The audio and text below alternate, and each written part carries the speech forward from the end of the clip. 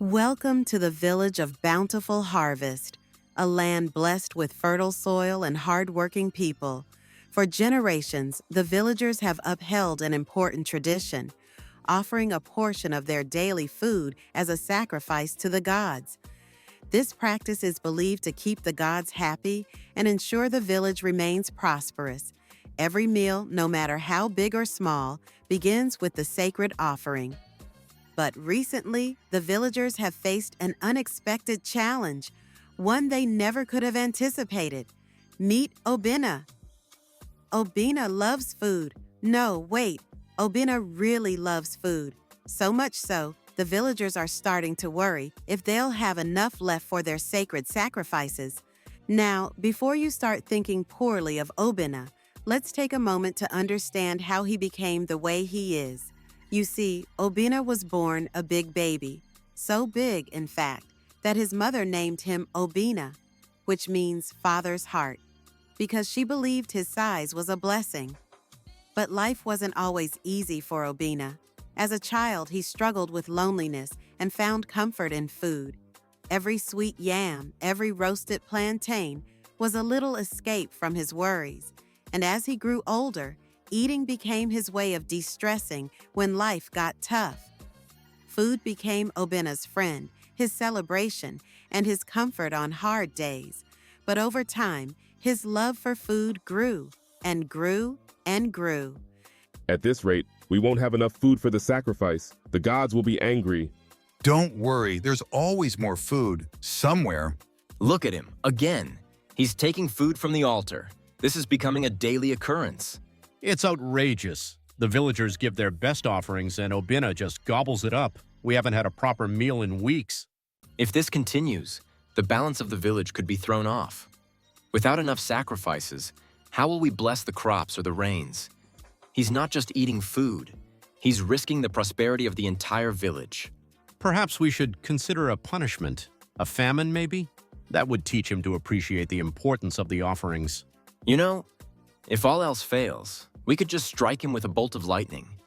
That might discourage him from going near the altar. The second god eyes widen slightly at the suggestion. Then he bursts into laughter, unable to contain himself at the thought of Obinna getting zapped. Lightning? Really? Imagine the look on his face. He'd probably jump so high he'd land in the next village. The gods share a hearty laugh as they imagine Obinna reacting to being struck by lightning. What in the... Oh, we can't actually zap him. As funny as it would be, we're supposed to guide the people, not fry them. Besides, the villagers might get spooked if we start hurling thunderbolts every time someone gets too close to the food. That would certainly teach him a lesson. One good zap and he wouldn't dare step near the altar again. Yes, we can't have villagers running around in terror thinking they'll get struck down for sneaking a yam or two. But perhaps a little scare could work, just to keep him in line. We can't go on like this. If Obinna keeps eating all the food, we'll have nothing left for the gods or ourselves. But how do we stop him? No one's been able to reason with him. We've hidden our food and he still finds it. He's unstoppable. It seems we're dealing with more than just a man with a big appetite. This is a serious matter. We need wisdom greater than our own. Tunda is right. We must seek out the wisest person in the land, someone who can help us handle this delicate situation. Yes, we should call upon Tola, the great sage. If anyone can help, it's him. Tola has lived many years and seen many challenges. He has wisdom beyond measure. He is the only one who can guide us in dealing with Obinna.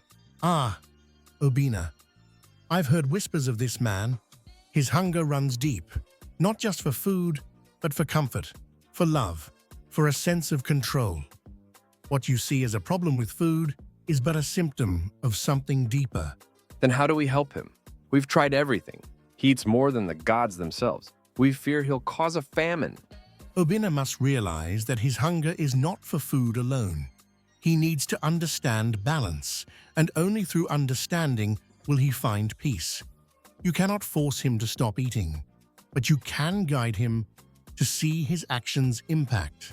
So we must talk to him. But how do we make him listen? Sometimes, the simplest truths are the hardest to hear.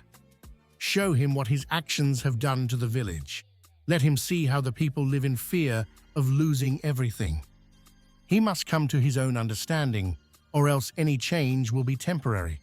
The elders thank Tola and leave with a renewed sense of purpose, preparing for the next step, confronting Obinna with the truth. The village, guided by the wisdom of Tola, knew that Obinna had to see the impact of his actions. But how do you show someone their own reflection when they've been living in their own storm? What's this? A welcoming party? I know, I eat a lot, but come on, I'm not that bad. Obinna, the village feels like a tornado has swept through whenever you walk by. You've eaten more than your share, and the gods are watching. People hide their food, worried that you'll eat it all.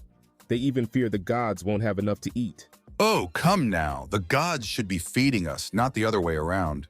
Villagers nearby turn to see Obinna standing at the entrance of an old wooden bridge on the edge of the village, preparing to cross. Oh no, Obinna, wait. The bridge is too old. Please, gods, don't let the bridge collapse. Save us. Obinna, realizing the commotion he's causing, looks around sheepishly. He tries to step more lightly, but his weight still causes the old wood to creak dangerously. The children on the other side watch with wide eyes, biting their nails nervously. The villagers' cries grow louder. Okay, I get it.